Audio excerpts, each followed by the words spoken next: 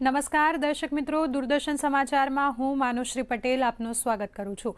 દર્શક મિત્રો, આ મિડ ડે ન્યૂઝ બુલેટિનમાં આજે આપણે જોઈશું કે રાજસ્થાનમાં બુંદી કોટા ગ્રીનફિલ્ડ એરપોર્ટનો શિલાન્યાસ કરવામાં આવશે, જેની વિગતવાર માહિતી મેળવીશું। સાથે જ બીજા અન્ય સમાચાર જોઈશું કે મુખ્યમંત્રી ભૂપેન્દ્ર પટેલ સુરતની મુલાકાતે છે, જ્યાં તેમણે વિવિધ પ્રકલ્પો અને લોકાર્પણ કરેલા છે, તેના પણ આપણે સમાચાર વિગતવાર જોઈશું। પરંતુ અત્યારે જોઈશું હેડલાઇન્સ।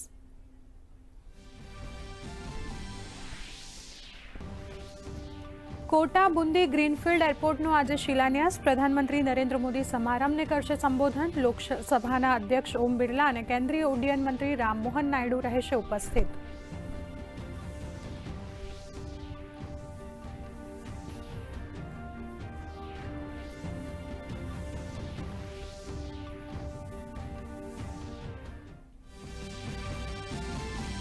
પશ્ચિમ બંગાળમાં એસઆઈઆરની પ્રક્રિયામાં વેગ। આજથી જોડાશે ઓડિશા અને ઝારખંડના 200 ન્યાયિક અધિકારીઓ।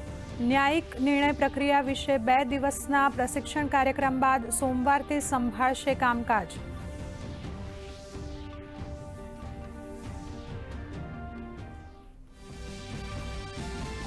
મુખ્યમંત્રી ભૂપેન્દ્ર પટેલ સુરત જિલ્લાના પ્રવાસે। ઉમરપાડાના કેવડી ખાતેથી ₹651 કરોડની તાપી કરજણ લિંક પાઇપલાઇન સિંચાઈનું યોજનાનું કર્યું લોકાર્પણ। 73 ગામોની 54,000 એકર જમીનને મળશે સિંચાઈનું પાણી।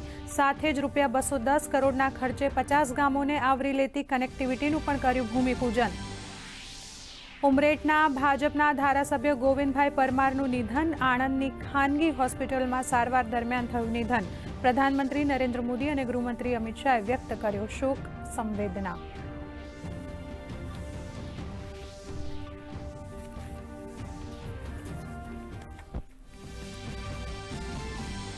રાજ્યમાં ઉનાળામાં પૂરતા પ્રમાણમાં પીવાનું પાણી રહેશે ઉપલબ્ધ। ચાલુ વર્ષે સારા ચોમાસાના લીધે મુખ્ય જળાશયોમાં 72%થી વધુ તો ગુજરાતની જીવાદોરી સમાન સરદાર સરોવરમાં 74%થી વધુ જળ સંગ્રહ।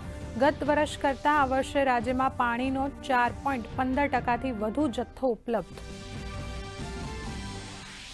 નેપાળમાં સામાન્ય ચૂંટણીમાં જેન ઝીની સરકાર નિશ્ચિત। બાલેન શાહે પ્રચંડ ઓલીને હરાવ્યા। રાષ્ટ્રીય સ્વતંત્ર પાર્ટીને જંગી સરસાઈ। 34 બેઠકો ઉપર મેળવી જીત તો 85 બેઠકો ઉપર સરસાઈ।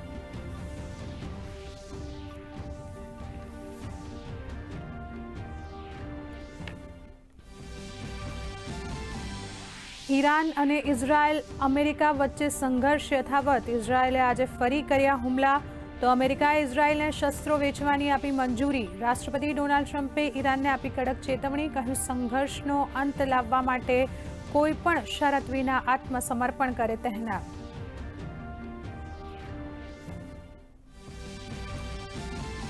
અને પર્થ ટેસ્ટનો આજે બીજો દિવસ। ઓસ્ટ્રેલિયન મહિલા ટીમે પ્રથમ ઇનિંગમાં મજબૂત સ્થિતિમાં તો ચાના વિરામ સમય નોંધાવ્યા 4 વિકેટે 217 રન। પ્રથમ ઇનિંગમાં ભારતે બનાવ્યા 198 રન।